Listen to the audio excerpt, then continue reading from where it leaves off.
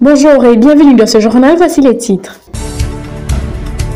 Le 2 décembre est la journée internationale pour la sensibilisation sur le VIH-Sida. Il y a plus de 36 millions de victimes à travers le monde. Dans ce bulletin, vous aurez le témoignage d'un médecin sur ce qui est le VIH-Sida. Les statistiques montrent que le taux de césarienne a notamment pris de l'ampleur à Maurice, soit 47% en 2015. Nous en découvrons les raisons dans ce journal. La plateforme AKNL organise une manifestation pacifique devant le Parlement.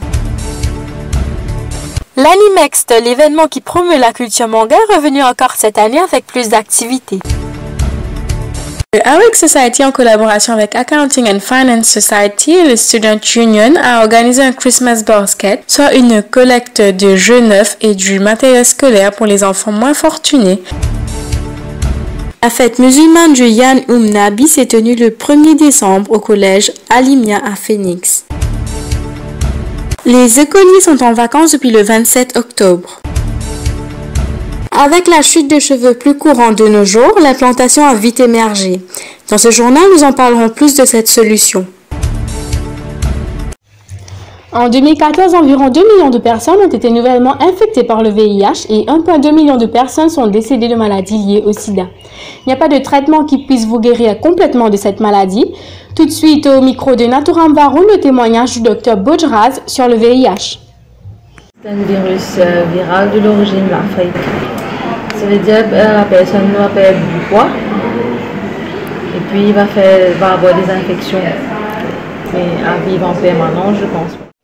Selon les statistiques, le taux de césarienne continue à augmenter à travers le monde.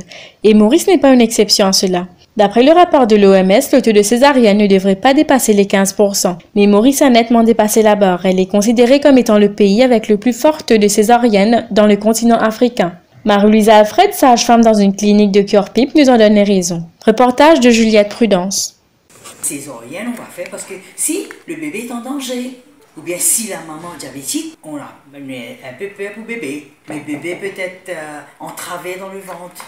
On dirait la faute des mamans même si c'est un problème. Si nous ne pas suivre le prénatal bien jusqu'au bout, quand nous réveillons, et n'a pas suivre du tout. Arrive l'hôpital, juste pour accoucher. Mais là, le gynécologue même, il ne va pas prendre aucun risque. Une maladie des cœurs, disons. Maladie des cœurs.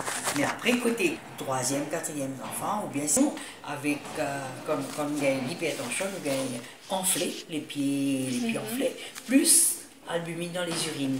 Les 3 choses passent pour au point de césarienne. Ça, tout de suite, il faut faire. On n'attend pas ça. La construction du Pelangi Resort à la plage Pomponette a déjà démarré en novembre et récemment des feuilles en tôle ont été placées tout au long de la plage. Un acte qui aurait provoqué la colère des Mauriciens qui n'ont pas hésité à briser la barricade en tôle. Révoltés par l'attitude du promoteur, les membres de la plateforme AKNL ont protesté devant le Parlement en cette journée du samedi 9 décembre. Une manifestation nommée la Marche du Sable. Reportage de Mandira Dowsing. Ils étaient plus d'une vingtaine à participer dans cette marche pacifique dans la rue de la capitale. À noter qu'ils étaient rejoints dans cette cause par le Parti politique de résistance et alternative. Arrête Cocanou Laplace demande au Premier ministre la reproclamation de Pomponette comme plage publique. Marie Ducret, une des porte-parole du collectif, nous remet plus de précisions. Aujourd'hui, nous pouvons faire un petit référendum que nous voulons demander du monde. Est-ce que vous êtes d'accord que tout bon accès qui n'est pas encore la mer vienne public? Belonging une liste de la place publique, nous demandons par le ministre cancel sa liste. Le Premier ministre comprend qu'il va retourner la place Pomponette pour le public, qui va Maurice pas pour accepter de encore la place avec l'accès à la mer. Il y a du bien qui pour tout le monde et un développement partout dans Maurice. Et il soi-disant un développement qui permet un progrès dans le pays, mais ce que nous trouvons, c'est que Mauriciens peuvent venir étrangers dans ce propre pays. Et nous avons des enfants que pour grandir, nous avons des enfants que pour aller. La limite, il finit déjà dépassée. Pomponette est une des dernières plages magnifiques qui restait dans Maurice. Nous faisons garder, il n'est pas normal qu'il soit une donnée pour faire une pause l'hôtel, encore une pause pied dans l'eau, pareil comment tu peux faire dans les années 80. Nous avons avec une manière créative de faire le tourisme, et un tourisme chez l'habitant, que nous avons notre propre patron, et toujours travailler avec un étranger, mais garde la place pour tout le monde. La 6e édition de l'Animext a eu lieu ce dimanche 10 décembre. Thibaut François est allé à la rencontre de Stéphane Ling, l'un des organisateurs qui explique les activités qu'ils ont organisées. On va communiquer, qu'on peut dessin, qu'on va cosplayer, avec récemment ça a fait cosplay, dessin avec un mini game, c'est-à-dire un petit jeu. Il y a aussi une vente aux enchères pour un produit japonais. Après, il y a un célèbre, une fois qui va être un artiste, il y a un dessin, un peluche, un kiwi, oui, il faut savoir que la culture manga. Donc, notamment que manga, quand on regarde, je pense à ces affaires. Il y a assez disparate, il y a assez lost, il y a beaucoup de choses à faire. On va dire qu'on pose film. En tout cas, les films, il y a l'action, il y a un film romantique, il y a un film triste, c'est un film. Ce qu'on place, c'est lost. Mais du monde, il faut que les films politiques soient partout, qui sont connus. L'année prochaine, bonne question. Revenez l'année prochaine, je pourrais vous dire. Le AWEC Society, l'Accounting and Finance Society et le Student Union sont impatients d'apporter des sourires sur les visages des enfants pour cette fête de Noël, avec la devise « Chaque enfant mérite d'être heureux ». Ils comptent sur le soutien de nos chers étudiants universitaires pour faire un don généreux et les aider dans leur noble tentative. Voici l'interview d'Orvin Indranath, organisateur de cet événement, au micro de Doshima Ramondan. Je fais une collecte de cadeaux pour mes enfants orphelins. J'ai eu la chance pour gagner un cadeau de cela. Je fais une collecte là depuis 2-3 semaines, jusqu'à le 22 décembre. C'est pour ramasser tout mon school matériel, linge, cadeaux. Là, avec ça, nous avons permission registrar avec Student Union pour approuver nos projets que nous avons fait à la collecte là. Nous demandons fait aussi permission pour nous mettre boîte. Et tout passe bien, tout d'accord. Et pour le moment, nous trouvons successful parce que nous avons beaucoup de cadeaux comme je expect. Ça, c'est une collecte, c'est management qui s'est donné. C'est pas notre propre choix. C'est envie de contribuer sur nous. Nous avons environ 35 jours pour se manger. Là, nous avons avec café, nous avons sponsor 20 refrites. Et le 15 refrites, c'est moi mon sponsor. Ça nous permet ça à Albion, étoile du berger. On va faire une journée là, ça nous fait une sortie en 10h à 4h. On fera le 20 décembre. À Albion là, c'est à 3 à 16 ans. Et nous avons 24 enfants là-bas. Tout le cadeau nous peut payer le 19 pour qu'il le 20 nous a distribué. La fête musulmane du Yan Nabi s'est tenue le 1er décembre au collège Alimia à Phoenix. C'est une fête qui commémore la naissance du prophète Mohammed qui est célébrée par la plupart des musulmans. Le Premier ministre par intérim Ivan Kolandavelu, la vice-première ministre Fazila Doriaou, ainsi que les ministres Anwar Hosnou et Rubina Djadou-Djambokos ont été présents à l'événement. Écoutons la réaction d'un membre du public présent à la fête. Reportage de Salman Utim. La fête là, on appelle ça Eid Miladun Nabi. Ça joue là, parce que tout le monde musulman, surtout le sunni, célébrer la naissance du prophète.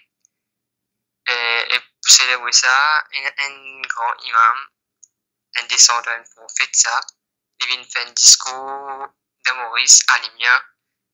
Et anti-Maurice, man dit mon aller, je participer, de manger, tout ça là. Le prophète a dit, né grand matin, alors on lui fait ça le matin.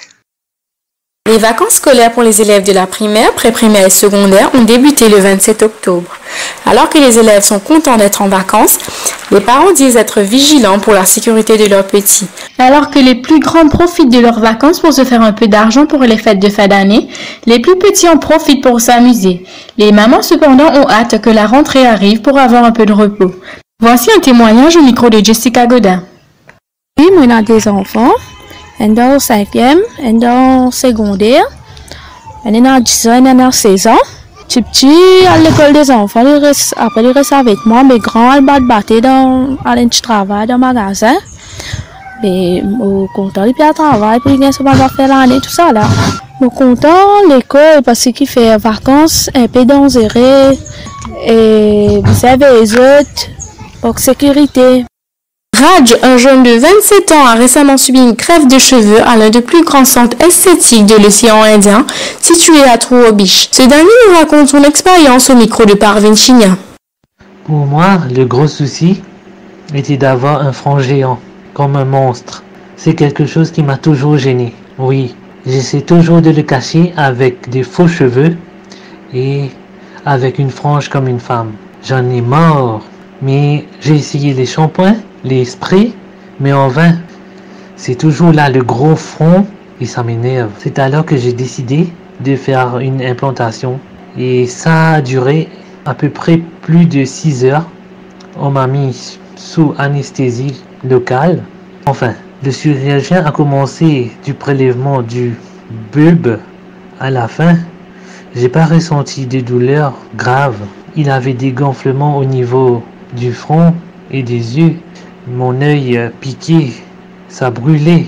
J'avais envie de sauver jusqu'à là-bas, mais j'ai dû m'accroupir aux douleurs et ça m'a coûté 56 379 roupies. Voici les rappels des titres. Le 2 décembre est la journée internationale pour la sensibilisation sur le VIH/SIDA. Les statistiques montrent que le taux de césarienne a notamment pris de l'ampleur à Maurice. La plateforme AKNL organise une manifestation pacifique devant le Parlement. L'Animext, l'événement qui promeut la culture manga, est revenu encore cette année avec plus d'activités. Le AWEC Society, en collaboration avec Accounting and Finance Society et le Student Union, a organisé un Christmas basket. La fête musulmane du Yan Nabi s'est tenue le 1er décembre. Les écoliers sont en vacances depuis le 27 octobre. Avec la chute de cheveux plus courante de nos jours, l'implantation a vite émergé. Nous sommes arrivés à la fin de ce journal et je vous remercie de votre attention.